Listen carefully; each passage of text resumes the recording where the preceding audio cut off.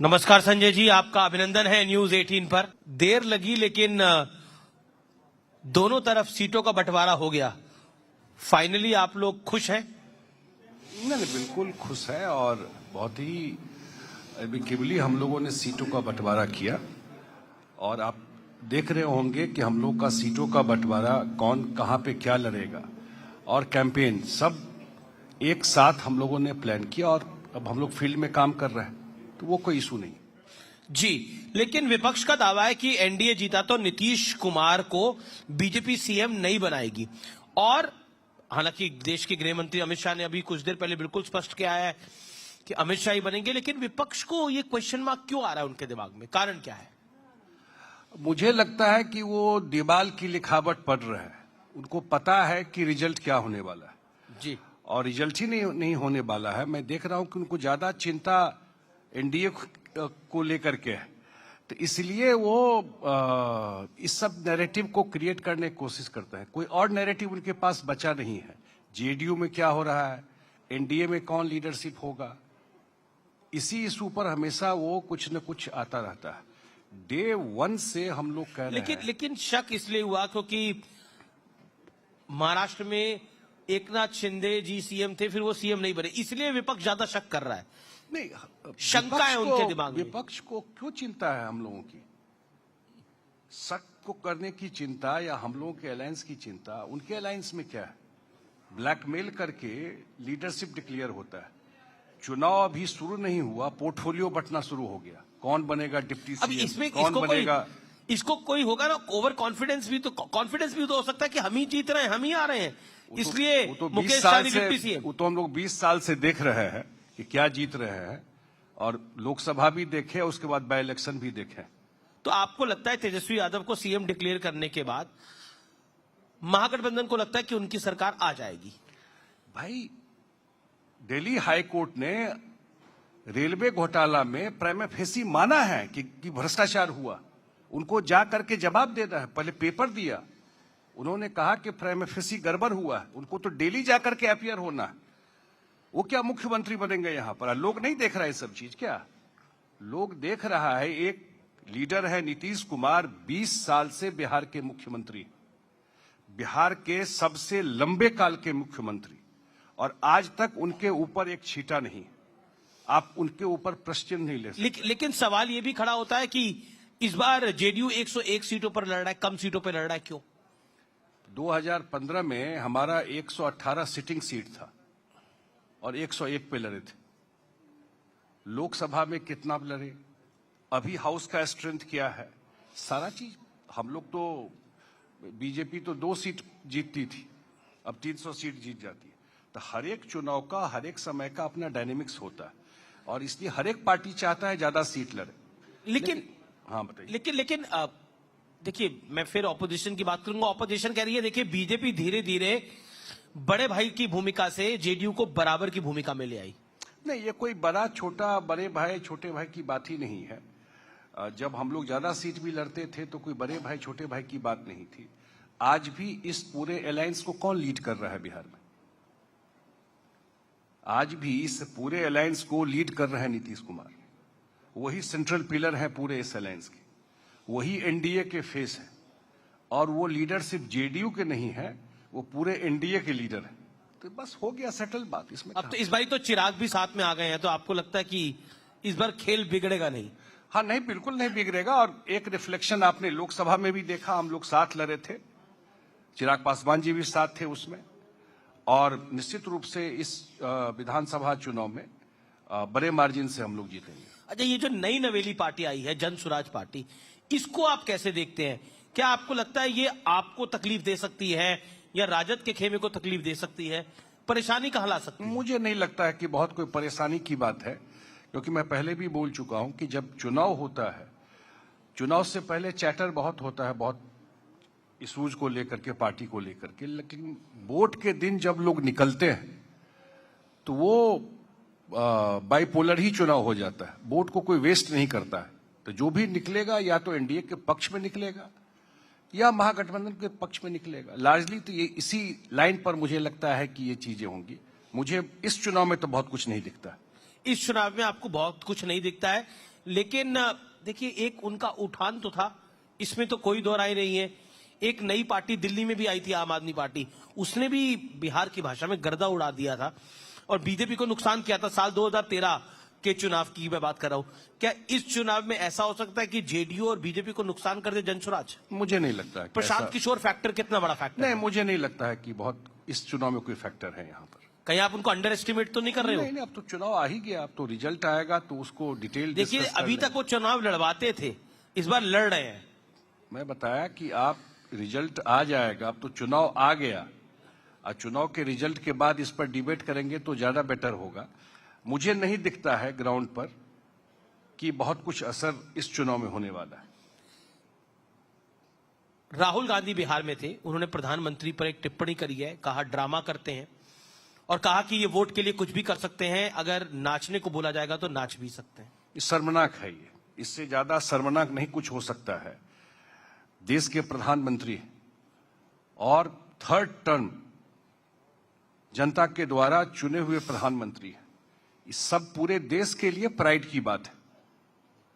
और मुझे लगता है एज गैप भी बड़ा है दोनों के बीच में। इस तरह की भाषा का प्रयोग करना लीडर ऑफ अपोजिशन का, मुझे लगता है कि इनके रहते रहते वैसे भी गर्त में चला गया कांग्रेस, इसका नाम लेवा इस देश में कोई नहीं बचेगा। इस चुनाव में देखिए, आप कह रहे हैं नाम लेवा नहीं बचेगा? नहीं बचेगा। ये तो बिहार में घूमने आए थे ना, बिहार में प्रचार करने आए थे। 16 दिन एसआईआर पर यात्रा किए, वोट चोरी पर, वोट चोरी पर।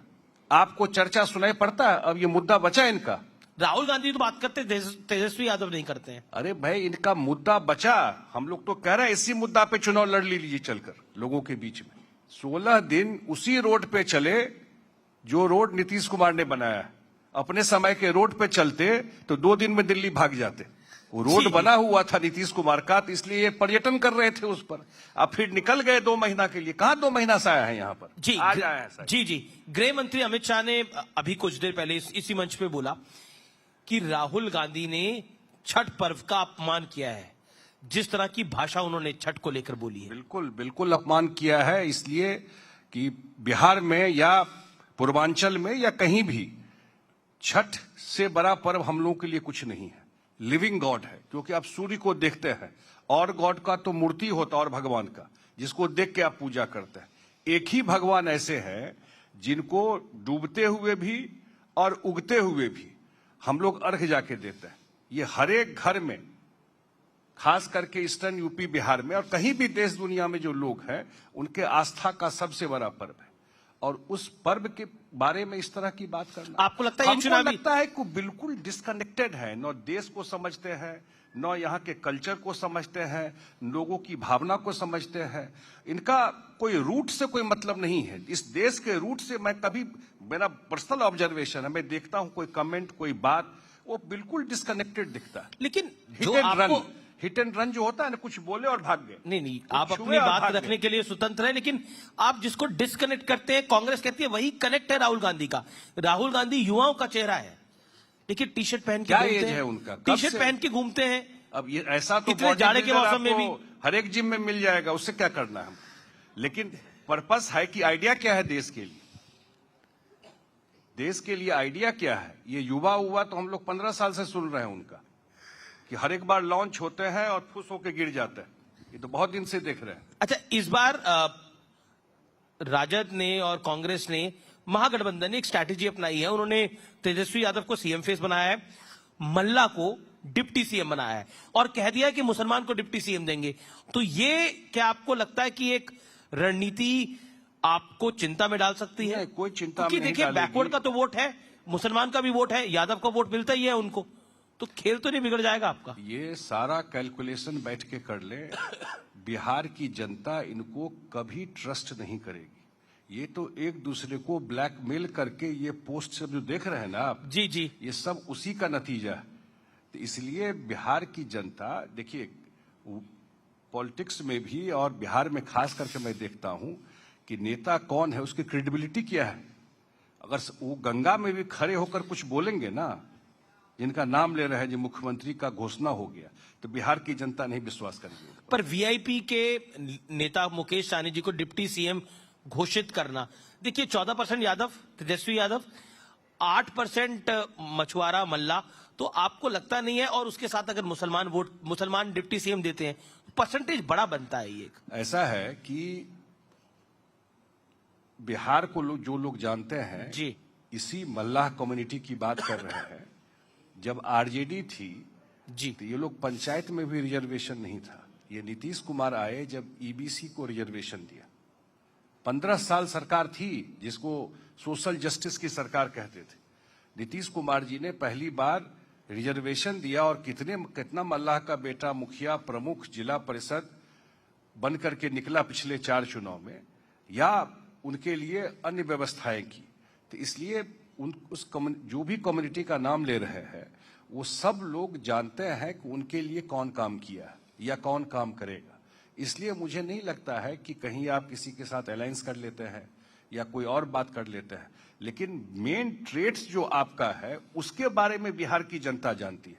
आपके पार्टी का, आपके जो विचार है, आपका जो कंडक्ट रहा है, आपका जो अतीत रहा है, ये सब बिहार की जनता जानती है। हम बिहार के मुद्दों की बात कर रहे हैं, तो एक मुद्दा जो कि ऑपोजिशन इसको अपने तरीके से उठा रहा है, तेजस्वी यादव नीतीश कुमार जी की स्वास्थ्य को लेकर, हेल्थ को लेकर बड़े सारे बयान देते हैं। उस विषय पर आप क्या कहना चाहते हैं? क्या आपको लगता है वो चुनावी विषय अब बन गया है? आज मैं गया था मुख्यमंत्री के साथ, सुबह से मैं नालंदा। हाँ, नालंदा। 9 बजे सुबह हम लोग, मैं इसलिए चर्चा कर देता हूं, 9 बजे सुबह हम लोग निकले हैं और एक जगह ड्रॉप हुए और वहां से बाय रोड ही हम लोगों ने कार्यक्रम किया। आज उनकी 7 पब्लिक मीटिंग थी। कितनी? 7 पब्लिक मीटिंग थी। और मुझे लगता है कि कम से कम 200 किलोमीटर, क्योंकि बाय रोड ही सब पूरे उस जिला में ट्रेवल किया है। 7 विधानसभा है, 7 मीटिंग करके हम लोग 7 साढ़े 7 बजे लौट के आए हैं। मैं इसलिए दे रहा हूं कि पिछले 6 महीने में जितना मूवमेंट, या इस चुनाव में मुझे लगता है जब से ये कैंपेन शुरू हुआ है, शायद सबसे ज्यादा मीटिंग और एक्टिविटी उन्हीं का रहा है। अक्रॉस पार्टी लाइन सबसे ज्यादा एक्टिव पूरे बिहार में मूवमेंट उनका रहा है। तब तो कोई कुछ बचा नहीं है। और मैंने बताया ना पहले भी आपको, उनके काडर को भी मालूम है, उनके समर्थक को भी मालूम है कि रिजल्ट क्या होने वाला है। अच्छा, ओवैसी की पार्टी का महागठबंधन के साथ अलायंस नहीं हुआ। आरोप ये लगता है कि वो एनडीए की ही बी टीम है और नुकसान राजद और कांग्रेस को करेगी। इस आरोप को आप कैसे देखते हैं? उनका अपना तरीका है पॉलिटिक्स करने का। सीमांचल में जाके चुनाव लड़ते हैं, अपनी बात करते हैं, सीट भी निकाल के ले आता है। अगर बी टीम या सी टीम कोई होता, वही मैं सोच रहा हूँ। पर इस बार आपको लगता है कुछ सीट निकलेंगे उनकी? मुझे नहीं आइडिया इस चीज का। पिछली बार भी 3-4 सीट आ गया था उनका, 4-5 सीट आ गया था। 5 सीट आ गया था, पर वो सब विधायक चले गए थे दूसरी पार्टी। हाँ, वो ठीक है, लेकिन चुनाव जीते थे उनका पार्टी। सीमांचल में 5 सीट जीत गया था पिछली बार। अच्छा, एक और सवाल, क्योंकि बिहार में है, संतोष कुशवाहा, गोपाल मंडल जैसे पुराने नेता कुछ नाराज हैं। नहीं, देखिए, हर एक चुनाव में कुछ लोग जाते हैं, कुछ लोग आते हैं, और सबको आप संतुष्ट नहीं कर सकते हैं, सबको आप टिकट नहीं दे सकते हैं। हर एक चुनाव में पार्टी अपने हिसाब से एसेस करती है चीजों को, तो वही तना ही है। पर मतलब पुराने नेता है, इसलिए मैंने सवाल पूछा। हाँ, नहीं, ठीक बात है जी। लेकिन मैंने कहा ना कि हर एक चुनाव में कुछ लोग आते भी हैं, कुछ लोग चले भी। एक मैनिफेस्टो आया है महागठबंधन का, और उन्होंने हर घर नौकरी का वादा किया है, और भी बड़ी बड़ी लोक लुभावनी बातें हैं। लेकिन ये जो सबसे बड़ा फैक्टर है, उनको लगता है ये गेम चेंजर है। हर घर को अगर नौकरी देंगे तो गेम बन जाएगा। How do you take it? मुझे एक बात बताइए, इस सब इकोनॉमिस्ट दुनिया का फेल कर जाएगा इस थ्योरी को सुन करके। अगर हर एक घर को नौकरी देंगे तो कैलकुलेट करके देखा है आपने, जो कितना पैसा, कोई भी चीज आप घोषणा करते हैं तो स्वाभाविक है साइड बाय साइड आप ये बताते हैं कि इसका वित्तीय व्यवस्था आप कैसे करेंगे। ऐसे ही आप जाकर के बोल देंगे तो मैंने कहा ना, क्रेडिबिलिटी ही नहीं बची है इनकी। लोग हंस रहा है, पत्रकार पूछते हैं कि कहां से पैसा लाएंगे, तो दाएं बाएं करने लगता है। आप पूछिए ना जाकर के कि भाई इतने लोगों को आप जॉब देंगे। नहीं, बिहार के बजट से तो ये 3 गुना हो जाएगा। अभी 9 कुछ देर लाख पहले करोड़ अभी कुछ देर पहले देश के गृह मंत्री अमित शाह ने भी ये बात को बोला, लेकिन मैं फिर भी ये पूछ रहा हूं, लेकिन कुछ फैक्टर्स क्लिक करते हैं। आप याद करिए, लोकसभा चुनाव था, कहा कि संविधान बदल देगी, भारतीय जनता पार्टी एनडीए सरकार में आएगी, तो क्लिक करा, महाराष्ट्र में क्लिक करा, यूपी में क्लिक करा। तो अगर ये फैक्टर क्लिक करता है, देखिए घोषणाएं तो आप लोग भी करते हैं, कितनी पूरी करते हैं वो तो बात की बात होती है, लेकिन अगर क्लिक कर गया तो क्या करेंगे? इसकी काट क्या है? लीडरशिप की क्रेडिबिलिटी होती है। फिर रिपीट कर रहा हूं, वो गंगा में खड़े होकर के भी कुछ बोलेंगे, बिहार की जनता नहीं विश्वास करेगी। एक और इस तरह की बात जब वो करते हैं तो आप 10 पब्लिक से पूछ लीजिए कैसे हंसता है उन पर। लोग जानता है ना किस केस में बुलाया गया है। जमीन, नौकरी के बदले जमीन लिखाने के लिए यही केस है, यही ट्रैक रिकॉर्ड है उनके पार्टी, उनके इन लोगों का। इसलिए कोई ऐसा आप चीज जाकर के बोलेंगे। नीतीश कुमार बोल रहे हैं कि अगले 5 साल में मैं 1 करोड़ लोगों को नौकरी और रोजगार दूंगा, तो लोग समझ रहे हैं कि नीतीश जी बोल रहे हैं तो ये डिलीवर करके दे। अब वो जीविका दीदी को आप लोग 10,000 रुपए देते हैं, वो कहते हैं मैं 30,000 दूंगा। अब मैंने कहा ना कि घोषणा पत्र में आपको भी मैं बोल रहा हूं, इस सारा डिस्परेशन का साइन है। वो पहले ही हथियार डाल चुके हैं। ये सब जो भाषा शुरू करता है कोई, तो यही समझिए पर ये जीतने की डेस्परेशन भी तो हो सकती है। अगर डेस्परेशन ही है नहीं, तो जीतने की डेस्परेशन भी हो सकती है। डेस्परेशन में आप ऐसा ऐसा बात बोलेंगे, ऐसा ऐसा कमिटमेंट करेंगे जो जिसका कोई सिर पैर नहीं है। जी जी जी, ढकोसलेबाजी करेंगे बैठ करके आप। तो आप बिहार के जनता को इतना क्या समझते हैं? क्या समझ रहे हैं जनता को? नहीं, बिहार की जनता समझदार जनता है। न्यूज 18 देखती है, 80% हमारा मार्केट शेयर है। न्यूज 18 इंडिया सबसे ज्यादा बिहार में देखा जाता है। बिहार की जनता समझदार है, उसे पता समझदार चैनल कौन सा है, ये तो हम कह सकते हैं। लेकिन मैं फिर भी पॉइंट पर आता हूं। देखिए, 2 चीजें महत्वपूर्ण होती हैं, वो होती है परसेप्शन। तेजस्वी यादव और राहुल गांधी की परसेप्शन बनाने की कोशिश है, ये जननायक है। कांग्रेस भी बोल रही है और पोस्टर भी लगाए जा रहे हैं, और राजद भी पोस्टर लगा रहा है। तो इन दोनों में जननायक आपको कौन दिखाई देता है, राहुल जी या तेजस्वी जी?